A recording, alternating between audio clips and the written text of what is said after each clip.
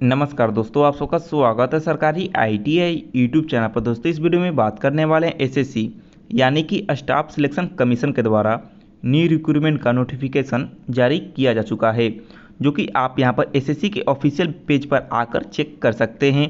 22 मार्च 2022 को official notification जारी किया गया है, जो कि एमटीएस और प्लस में आप लोग का हवलदार का पोस्ट यहाँ पर दिया गया है।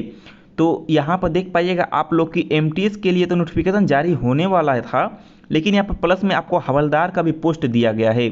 यानी कि आप लोगों के लिए बहुत ही अच्छा अपॉर्चुनिटी 2022 में एमटीएस पोस्ट पर रहने वाला है, क्योंकि आप लोग को एक ही परीक्षा में आप एमटीएस में और हवलदार में एक ही परीक्षा में सिलेक्शन ले सकते हैं। आप जिसमें भी कट ऑफ पास करेंगे आपको सिलेक्शन उसमें मिल जाएगा। लेकिन हवलदार में जॉब करने के लिए आपको कुछ कैटेगरियाँ पार करना होगा। वो क्या क्या होगा तो आपको इस वीडियो में उसकी जानकारी दी गई है, और साथ में आपको एमटीएस के बारे में भी बताया गया है। तो सबसे पहले आपको ऑफिशियल सूचना को डाउनलोड कर लेना है, जो कि आप यहां पर देख पाएंगे। इसका लिंक हम आपको वीडियो के डिस्क्रिप्शन बॉक्स में दे देंगे, आप वहां से जाकर इसको डाउनलोड कर सकते हैं, या तो डायरेक्ट ऑफिशियल पेज पर आकर भी आप इसे डाउनलोड कर सकते हैं। सबसे ज़्यादा हमको यहाँ पर समझने का जरूरत है कि सर हवलदार का क्या है, इसका सिलेक्शन प्रोसेस क्या है, इसमें कितना पोस्ट आया है, इसके बारे में आप लोगों को बताते हैं। तो चलिए सबसे पहले ऑफिशियल सूचना पर चलते हैं, फिर आपको दिखाते हैं और स्टेप बाय स्टेप सभी बातों को बताने का प्रयास करते हैं। जैसा कि आप यहाँ पर देख पाएंगे, एसएससी एमटीएस प्लस हवलदार का न्यू रिक्रूटमेंट का जो नोटिफिकेशन जारी हुआ है आपको यहाँ पर देखने को मिलेगा, जो कि आप यहाँ पर ऊपर के साइड में आप यहाँ पर देख पाएंगे एमटीएस यानी कि multitasking staff non technical and हवलदार का पोस्ट यहाँ पर दिया गया, जो कि 2021 का यहाँ पर पोस्ट है। और यहाँ पर देख पाइएगा कि इसका ऑनलाइन एप्लीकेशन जो है फॉर्म फिलअप करना वो शुरू हो चुका है 22/3/2022 से लेकर इसका अंतिम तिथि जो रखा गया है 30/4/2022, यानी कि 22 मार्च 2022 से आप लोग ऑनलाइन आवेदन कर सकते हैं। इसका लिंक एक्टिव कर दिया गया है। इसका अंतिम तिथि 30 अप्रैल 2022 तक इसको रखा गया है। और यहाँ पर देख पाइएगा, और नीचे आइएगा, नीचे आपको यहाँ बताया गया कि यदि आप फॉर्म फिलअप कर देते हैं और उसमें कोई गलत हो जाता है तो आप इसको सुधार भी कर सकते हैं। सुधार करने का डेट भी दिया गया है 5/5/2022 से लेकर 9/5/2022 तक आप इसको सुधार भी कर सकते हैं, करेक्शन भी करा सकते हैं। और इसका CBT 1 यानी कि कंप्यूटर बेस्ड टेस्ट जो एग्ज़ाम होगा पेपर 1 होगा, पेपर 1 के लिए भी डेट दे दिया गया है जुलाई 2022, यानी कि आप लोग तैयार रहिए, जुलाई में इसका एग्ज़ाम होने वाला है। और यदि पहला पेपर आप पास कर लेते हैं तो आपको दूसरा पेपर देना होगा, जो कि दूसरे पेपर का भी डेट कोई अनाउंस नहीं किया गया है। ठीक है, अब यहाँ पर चलते हैं नीचे की साइड में। तो यहाँ पर देखिएगा, जो कि पहले आप लोग को पता होगा कि एमटीएस का पोस्ट आने वाला है एसएससी में, ठीक है, तो वो तो आया ही है, लेकिन साथ ही साथ आपको यहाँ पर देख पाइएगा कि आपको एक हवलदार का भी पोस्ट दिया गया है। आप यहाँ पर ध्यान देंगे तो इसमें क्या अंतर है, तो ये भी ग्रुप सी का पोस्ट है, एसएससी एमटीएस भी ग्रुप सी का पोस्ट है और हवलदार जो है वो भी ग्रुप सी का पोस्ट है। दोनों का पे स्केल सेम टू सेम होने वाला है। अब यहाँ पर चलते हैं नीचे के साइड में। ठीक है, तो नीचे के साइड में समझते हैं कि वैकेंसी यानी कि किस में कितना वैकेंसी होने वाला है। तो एमटीएस आप लोग को बता दें कि एसएससी जो अपना नोटिफिकेशन जारी करता है, जैसे एमटीएस हुआ, सीएचएसएल हुआ, सीजीएल हुआ, इसका वैकेंसी पहले से क्लियर नहीं होता है। इसका वैकेंसी जो है या तो फर्स्ट एग्ज़ाम होने के बाद आता है, या तो बहुत दिनों बाद इसका वैकेंसी आता है कि किसमें कितना पोस्ट खाली है, यानी कि टोटल वैकेंसी कितना है। तो एमटीएस का कोई वैकेंसी का अभी अनाउंसमेंट नहीं किया गया है, यह बहुत जल्द ही बता दिया जाएगा। जैसे फर्स्ट एग्जाम होगा जुलाई में, जुलाई बाद आप लोग को एसएससी एमटीएस का वैकेंसी देखने को मिल जाएगा कि एसएससी एमटीएस में 2021 में कितना पोस्ट अवेलेबल है। ठीक है, तो लगभग मान के चलते हैं कि लगभग एमटीएस में 8000 पोस्ट के करीब में आप लोग को पोस्ट देखने को मिलता है। कभी कभी यह घट जाता है, कभी बढ़ जाता है। इस बार 4-4.5 के करीब में पोस्ट है, तो कभी बढ़ते घटते रहता है। ठीक है, तो 4000, 5000, 8000 करीब में रहता है। और यहाँ पर देख पाइएगा हवलदार का सिर्फ और सिर्फ स्पेशल हवलदार का 3603। ठीक है, सिर्फ और सिर्फ हवलदार के लिए, यानी कि आप लोग को एमटीएस तो मिलेगा ही, लेकिन इसमें हवलदार भी दिया है, यानी कि इस बार का थोड़ा सा कटअप भी थोड़ा सा कम जाने वाला है और वैकेंसी भी ज़्यादा होने वाला है। तो आप लोग तैयारी करिए और तैयारी कीजिएगा, तो इसमें आप लोग को होने का बहुत ही चांस रहेगा कि आप लोग कहीं से ना कहीं से इसमें सिलेक्शन ले पाइएगा। अब यहाँ पर चलते हैं नीचे एक साइड में आपको बताते हैं। तो इसमें देख पाइएगा, इसमें आप लोग को बताया गया कि एमटीएस के पोस्ट के लिए आपको कौन सा कोड यहाँ पर दिया गया, आप यहाँ पर कोड देख पाएंगे। इसी प्रकार आप यहाँ पर नीचे आइएगा तो हवलदार के पोस्ट के लिए भी यहाँ पर देख पाइएगा आपको यहाँ पर दिया गया कि कोड, यानी कि कौन से स्टेट के लिए कौन सा कोड है, इसके बारे में आपको नीचे बताते हैं। अब चलते हैं तो ये आपको समझ में आ जाएगा कि कौन से कोड के लिए कौन सा आपको चूज करना है। तो यहाँ पर नीचे आएंगे तो ये जान लीजिए, यानी कि एज, आपका एज लिमिट क्या होने वाला है।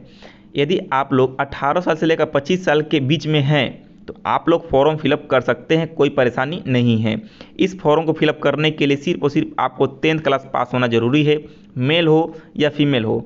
मेल और फीमेल दोनों लोग अप्लाई कर सकते हैं, ठीक है, मेल फीमेल दोनों लोग अप्लाई कर सकते हैं आप लोग एमटीएस के लिए और हवलदार के लिए, ठीक है। तो यहाँ पर देखते हैं, फिर यहाँ पर देखिए, यदि आप लोग 18 से 25 साल हो तो भी अप्लाई कर सकते हैं। यदि आप लोग को ये एज रिलैक्सेशन मिलता है तो 18 से 27 साल तक है तो आप अप्लाई कर सकते हैं।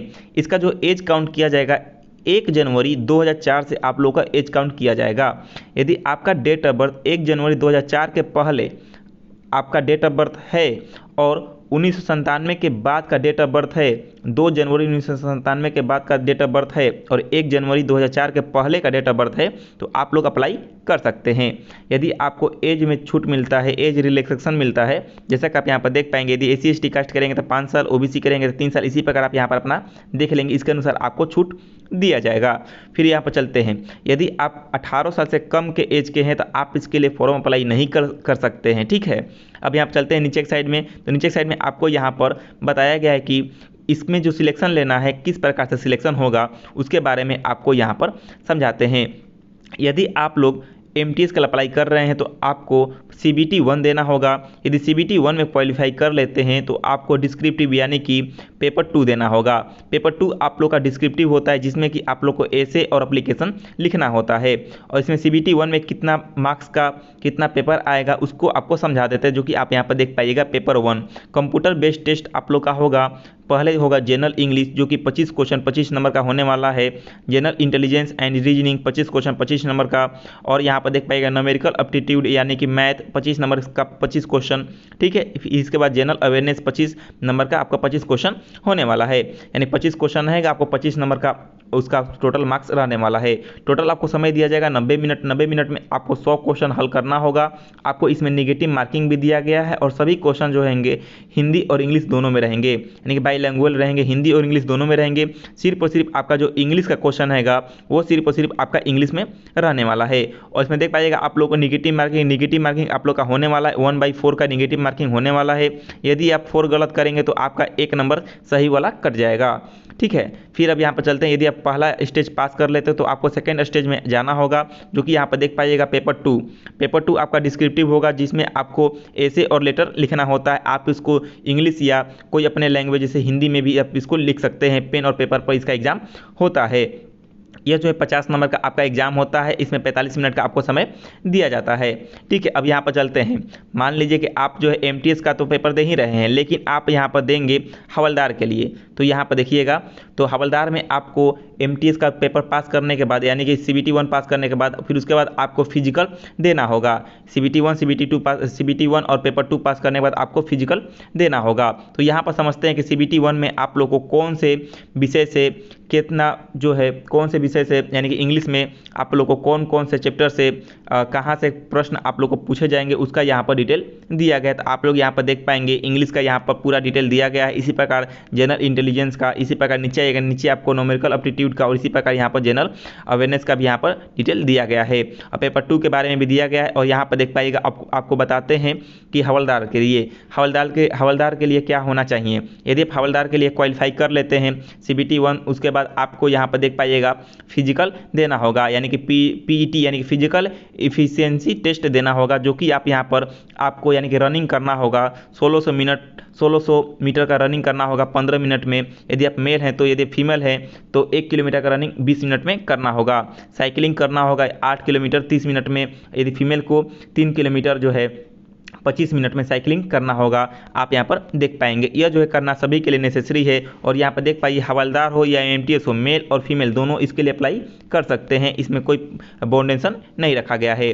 और यहाँ पर देख पाइएगा आपका हाइट भी होना जरूरी है। यदि मेल कैंडिडेट है तो आपको 157.5 सेंटीमीटर आपका होना चाहिए। और फीमेल के लिए यहाँ पर और चेस्ट यहाँ पर देख पाइएगा आपका 76 सेंटीमीटर चेस्ट होना चाहिए। और आपको चेस्ट को फुलाने में 5 सेंटीमीटर आपका चेस्ट में फुलाव होना चाहिए, ठीक है। फीमेल के लिए देख पाइएगा 52 सेंटीमीटर होना चाहिए। और इनका जो है वेट यानी कि वजन देख पाइएगा, और वेट जो है 48 kg का होना जरूरी है।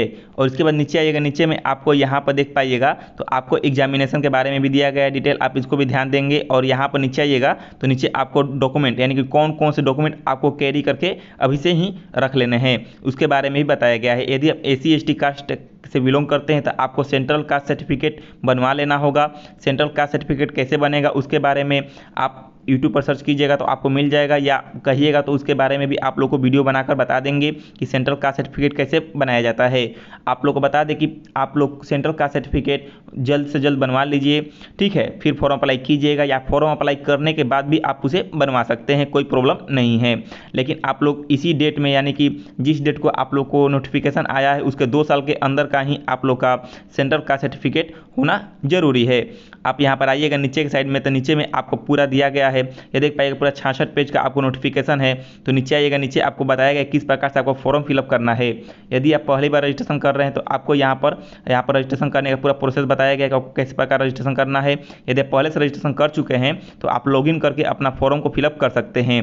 इसमें फ़ोटो कैसे अपलोड करना है, फ़ोटो के बारे में समझ लेते हैं कि जो फोटो होगा, फोटो को कैसे अपलोड करना है, यानी कि सिग्नेचर साइन वाला फोटो अपलोड करना है या बिना साइन वाला, यानी कि आपका जो फोटो होगा उसके नीचे आपका सिग्नेचर और फोटो अपडेट होना जरूरी है या नहीं है उसके बारे में यहाँ पर बताया गया है। और यहाँ पर देखिएगा तो यहाँ पर पहले से ही आप लोग को स्टेट वाइज दे दिया गया है कि आपको कौन सा स्टेट में कौन कौन सा अवेलेबल है, आप यहाँ पर पहले से ही चूज कर सकते हैं। आप यहाँ पर देख पाएंगे यही जो कोड आपको यहाँ पर कोड दिया गया है, कोड आप यहाँ पर ध्यान से देख लेंगे। और फिर चलते हैं यहाँ पर नीचे के साइड में, नीचे आप यहाँ पर इसी प्रकार से आप यहाँ पर देख पाइएगा कोड को यहाँ पर फिलअप करना होगा फॉर्म फिलअप करते वक्त, ठीक है। तो आप उस नोटिफिकेशन को देख पाइएगा। और यहाँ पर देखिएगा तो फोटो में आपको कोई भी यहाँ पर नीचे के साइड में डेट नहीं लिखना है, ठीक है। आप नहीं भी लिख सकते हैं और लिख भी सकते हैं, वो आपकी मर्जी है कि आप लिखना चाहते हैं या नहीं लिखना चाहते हैं। यदि फोटो के नीचे डेट नहीं लिखिएगा तो आपका रिजेक्ट नहीं किया जाएगा, यदि डेट लिख भी दीजिएगा तो भी रिजेक्ट नहीं किया जाएगा। लेकिन आपको यहाँ बताया गया कि आपको जो है 23 दिसंबर 2021 के पहले का फोटो नहीं होना चाहिए और आपको यहाँ पर यस करके फॉर्म को सबमिट करना होगा, ठीक है। अब आते हैं नीचे के साइड में, नीचे के साइड में देखिए बताया गया कि आपका फोटो कैसा होना चाहिए। तो फोटो इस प्रकार से पूरा क्लियर होना चाहिए, ब्लर नहीं होना चाहिए और पूरा जूम नहीं होना चाहिए, कैप नहीं पहने होना चाहिए, ठीक है। इसी प्रकार यहाँ पर देख पाइएगा ब्लर है, इस तरह फोटो आपका नहीं होना चाहिए, ठीक है। फोटो आपका कैसा होना चाहिए, सिंपल फोटो होना चाहिए जो कि आपका साफ सुथरा दोनों कान आपका दिखाई दे रहा हो, ऐसा फोटो आपका होना जरूरी है। फिर नीचे आइएगा, नीचे आने के बाद आपको यहाँ पर सभी डिटेल दिया गया है कि किसके लिए कौन सा सर्टिफिकेट बनवाना होगा।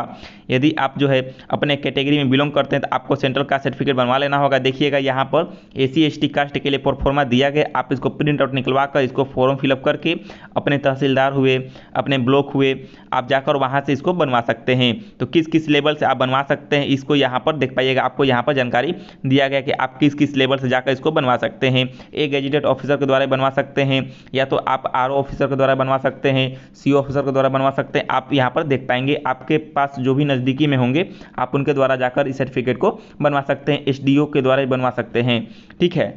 तो इसके अलावा कोई और जानकारी चाहिए तो कमेंट कीजिएगा। इसका नोटिफिकेशन का लिंक आपको वीडियो के डिस्क्रिप्शन बॉक्स में दिया गया, आप वहां से जाकर इसको डाउनलोड कर सकते हैं। और यहाँ पर पहले से ही आपको लोग को दिया गया है कि कौन सा स्टेट में कौन सा वैकेंसी है, आप यहाँ पर आकर चेक कर सकते हैं। और उसके लिए कोड क्या है, कोड आपको यहाँ पर दिया गया है, रीजन कौन सा रीजन आपको यहाँ पर देखने को मिल जाएगा। और इसी प्रकार नीचे आइएगा, नीचे में आपको यहाँ पर हवलदार के लिए भी बताया गया कि हवलदार का जो है कौन सा स्टेट में कितना पोस्ट रखा गया, आप यहाँ पर देख पाएंगे। यहाँ पर आपको देखने को अच्छे से दिया गया किस कैटेगरी में कितना पोस्ट है, ठीक है। तो यहाँ पर मान के चलते हैं हम लोग यहाँ पर देखिए दिल्ली में यहाँ पर देख पाइएगा हवलदार का पोस्ट रखा गया। यहाँ पर देख पाइएगा जनरल के लिए यहाँ पर 48 और यहाँ पर SC के लिए 16 और यहाँ पर देख पाइएगा ST के लिए 7 और यहाँ पर OBC के लिए 29, यहाँ पर देख पाएगा EWS के लिए 10 और यहाँ पर देख पाएगा टोटल यहाँ पर 110 यहाँ पर पोस्ट रखा गया है। और यहाँ पर देख पाएगा SMQ के लिए और यहाँ पर OH के लिए और यहाँ पर देख पाएगा HH के लिए और यहाँ पर वैकेंसी सब रखा गया। इसी प्रकार आप अपना डिटेल मिला सकते हैं कि आप किस स्टेट से आते हैं और आपके स्टेट में कितना वैकेंसी रखा गया है। टोटल वैकेंसी देख पाइएगा हवलदार के लिए 3603 वैकेंसी आया है, आप इसको यहाँ पर देख पाएंगे। इसके अलावा कोई और जानकारी चाहिए कमेंट में जाइएगा, कमेंट कीजिएगा, आपको उसका जानकारी बताने का पूरा प्रयास किया जाएगा कि आपको उसका जानकारी दे दिया जाए। वीडियो पसंद आया हो शेयर कीजिएगा, लाइक कीजिएगा, ज़्यादा से ज़्यादा कोशिश कीजिएगा